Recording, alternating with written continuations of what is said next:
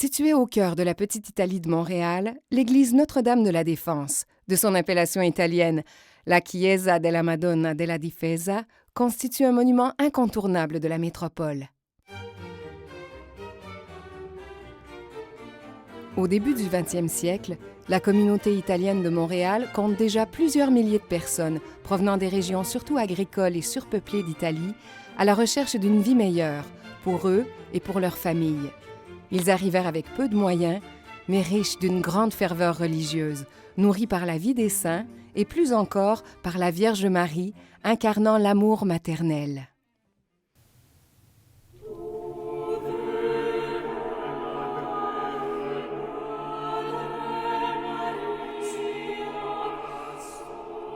La Passione d'Ermanno Wolf-Ferrari décrit l'anxiété et la détresse de la Vierge Marie lors de la Passion du Christ.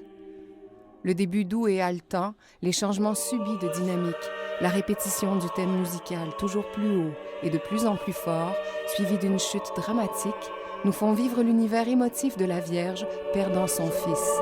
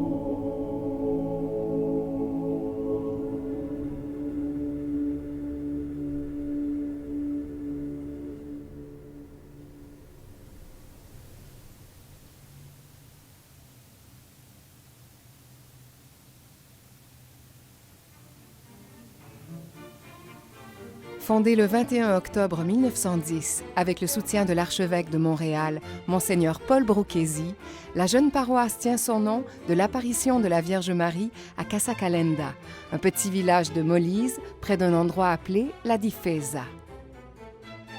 L'arrivée massive de nouveaux arrivants au cours des années subséquentes contraint la paroisse en 1918 à construire une église plus grande qui sera érigée sur son site actuel à l'angle des rues Henri-Julien et Dante. L'église, conçue par Guido Nincheri, toscan de naissance et montréalais d'adoption, et par Roch Montbriand, s'inspire de la basilique Santa Maria delle Carceri de Prato.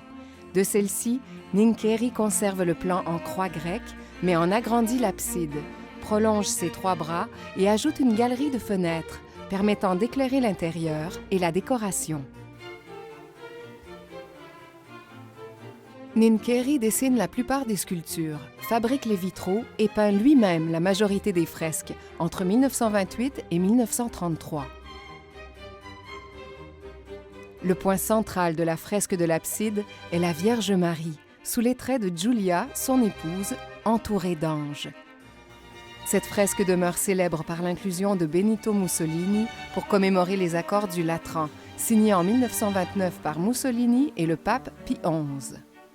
Ninkéry refuse d'abord cette commande, imposée par les autorités catholiques, mais face à la possibilité d'une révocation du contrat, il accède à leur demande. Ceci provoquera à tort son arrestation et son internement pendant la Seconde Guerre mondiale pour cause de fascisme. Après la guerre, Ninkéry poursuivra épisodiquement son travail sur les fresques et le terminera en 1959. Au début des années 2000, l'extérieur de l'église, inspiré du style roman lombard, et l'intérieur sont restaurés. Aujourd'hui, elle incarne une des expressions artistiques les plus significatives de la présence italienne au Canada.